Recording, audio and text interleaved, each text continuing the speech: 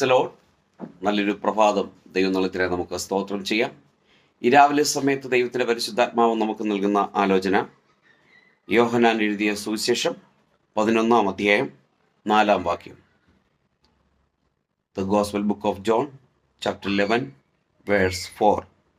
യേശു അത് കേട്ടിട്ട്, ഈ ദീനം മരണത്തിനായിട്ടല്ല, ദൈവപുത്രൻ മഹത്വപ്പെടുത്തേണ്ടതിന് ദൈവത്തിൻ്റെ മഹത്വത്തിനായിട്ടത്ര എന്ന് പറഞ്ഞു.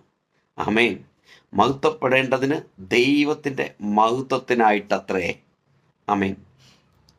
അനേകർ രോഗികളായി കഴിയുന്നു, അനേകർ ദിനവും മരുന്നുകൾ കഴിക്കുന്നു, അനേകർക്ക് മരുന്ന് വാങ്ങിക്കാൻ പോലും പറ്റാത്ത സാഹചര്യം ഉണ്ടാകുന്നു. മാനസികമായ പിരിമുറുക്കം മൂലമുള്ള രോഗങ്ങൾ, മാനസികമായ പിരിമുറുക്കം മൂലം ചില തീരുമാനങ്ങൾ എടുക്കാൻ പറ്റാത്ത മാനസിക വ്യഥകൾ എല്ലാം രോഗങ്ങൾ താ. എന്നാൽ യേശു പറയുകയാണ്, ഈ രോഗം മരണം, നീ നശിച്ചു പോകുവാൻ, നിന്റെ ജീവൻ പോകുവാനല്ല ഈ അനുഭവം നിന്റെ ജീവിതത്തിൽ വന്നത്. ഒന്ന് വിശ്വസിക്കുക.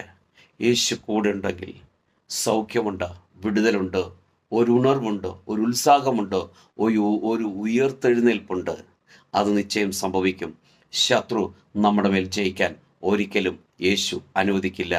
ഈ വചനം വിശ്വസിക്കാം, പ്രാർത്ഥിക്കാം, ധ്യാനിക്കാം. നല്ല കർത്താവെ, നന്ദിയോടെ സ്തുതിക്കുന്നു, സ്തോത്രം ചെയ്യുന്നു. ഈ രാവിലെ സമയത്ത് കേൾക്കുന്ന എല്ലാ പ്രിയപ്പെട്ടവരെയും തിരുവെഴുത്ത് പ്രകാരം പിതാവിൻ്റെയും പുത്രൻ്റെയും പരിശുദ്ധാത്മാവിൻ്റെ നാമത്തിൽ അനുഗ്രഹിച്ച് പ്രാർത്ഥിക്കുന്നു. പ്രാർത്ഥന ഘടനായി സ്തോത്രം, യേശുവിൻ്റെ നാമത്തിൽ പിതാവേ, ആമേൻ.